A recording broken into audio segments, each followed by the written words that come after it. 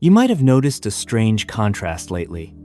We have more access to entertainment, music, and connection than any generation in human history. We have infinite libraries in our pockets. We have algorithms designed to give us exactly what they think we want. Yet, a pervasive sense of emotional attenuation has taken hold. You might describe it as a loss of flavor in things you once loved. Music feels repetitive. Movies feel formulaic. Conversations feel like they are missing their depth. You are not sad in a way that stops you from working. You are not in notable distress. You are just feeling blah. This state is what we call languishing. It is the middle ground between all-out depression and flourishing. It is a sense of stagnation and emptiness. It feels as if you are muddling through your days. Everything feels like it is wilting. If you feel like your life has become a series of unnumbered days where nothing truly excites you, it is not a personal failure. It is a predictable response to your environment. We need to reframe this. You are not broken. Your hardware is simply overwhelmed. We can look at this through a scientific lens to understand the mechanics of this blandness. The hardware of your brain is built around a reward circuit. The core of this system is the ventral striatum. This area sits deep in your brain and acts as the pleasure center. It produces and receives dopamine. We often call dopamine a pleasure chemical, but that is technically inaccurate.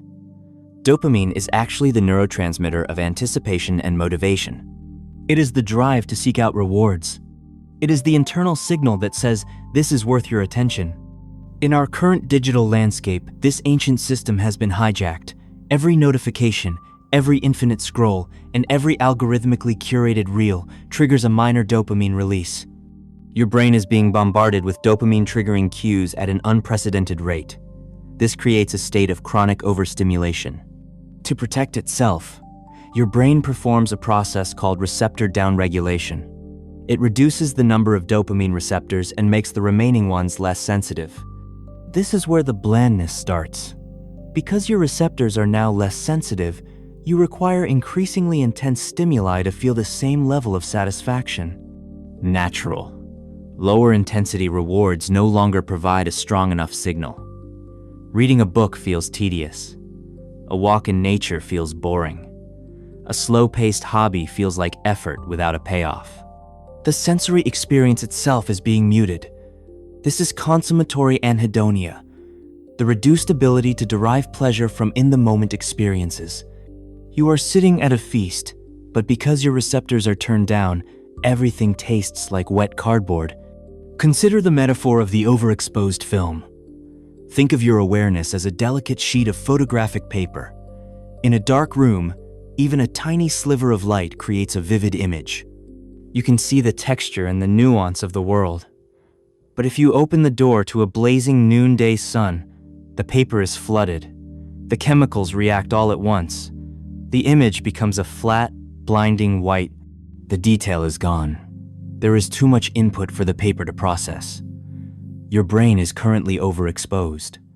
The high-intensity light of digital overstimulation has flattened the contrast of your life. To see the detail again, we have to return to the dark room. We have to let the chemicals of our brain reset so they can detect the subtle shades of joy again. This flattening is not just happening to your internal chemistry. It is happening to the world around you through algorithmic curation. We are trapped in what researchers call taste tautology. Algorithms on platforms like Spotify or Netflix are designed to predict your preference based on past behavior. They prioritize familiarity over discovery. They feed you more of what you have already seen to maximize your time on the platform. This creates an echo chamber of sameness. Challenging or experimental art is left behind because it does not fit the engagement-driven model. Music becomes more homogeneous. Song structures are getting shorter, often less than 3 minutes, to cater to the TikTokification of consumption. We have infinite choice, but we are discovering less. This is the friction paradox. Convenience reigns, but frictionless experiences fail to provide the emotional depth that comes from discovery. When everything is delivered effortlessly, the reward of finding something meaningful is diminished. We are also suffering from choice overload. You make an estimated 35,000 decisions every single day. Every notification is a micro-decision.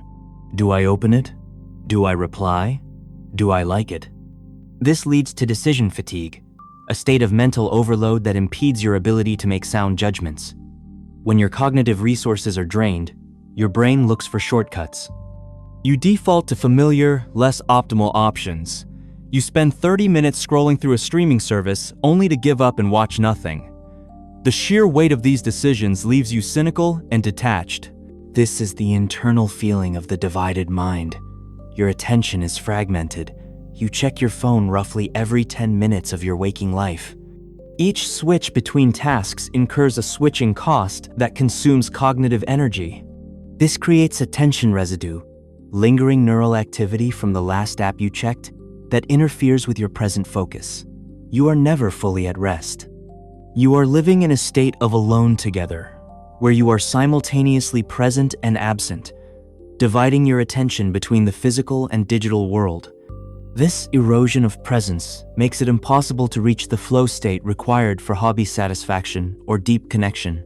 So, how do we begin the process of recalibration?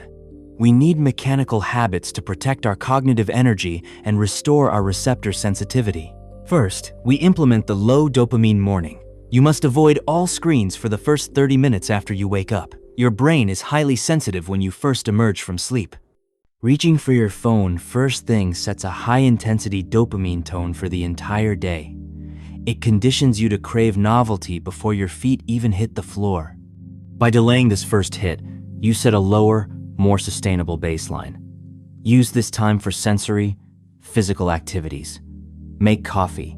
Look out the window. Stretch. Let your brain calibrate to the real world before the digital world floods it. Second, we use decision delegation and automation. You must reduce the 35,000 decisions you face to protect your muscle of self-control. Create a work uniform by picking out a few go-to outfits for the week. Plan your meals for the week in a single session. Use a 1-minute rule for entertainment.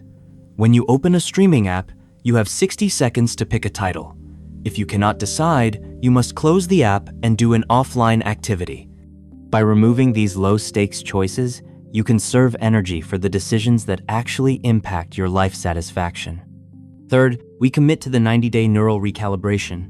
Research suggests that it takes approximately 90 days for dopamine levels and receptor sensitivity to return to normal after chronic overstimulation. This is not an overnight fix. You must proactively increase your dopamine through slow, earned rewards. Engage in one complex hobby that requires skill development, woodworking, coding, or learning an instrument. These activities provide gratifications rather than pleasures. They require effort, which makes them more immune to the effects of the hedonic treadmill. The payoff is higher because it is intrinsic to the growth of your ability. We must also practice the art of savoring. This is the willful practice of pulling pleasant things into your awareness. When you accomplish a task, stop. Feel the satisfaction. When you eat, slow down and focus on the senses. Savoring acts as a mechanical brake on the hedonic treadmill. It extends the emotional payoff of an experience and forces your brain to register the reward. We are living in an era designed to capture your attention and flatten your experience for profit. The blandness you feel is a signal that your system is working as intended. It is adapting to an environment of extreme intensity. But your brain is neuroplastic. It wants to heal. By choosing to add healthy friction back into your life, you can reclaim your attentional integrity. You can move from simply muddling through to a state of full, vivid engagement. The flavor of your life is not gone. It is simply waiting for you to turn the lights down so you can see it again.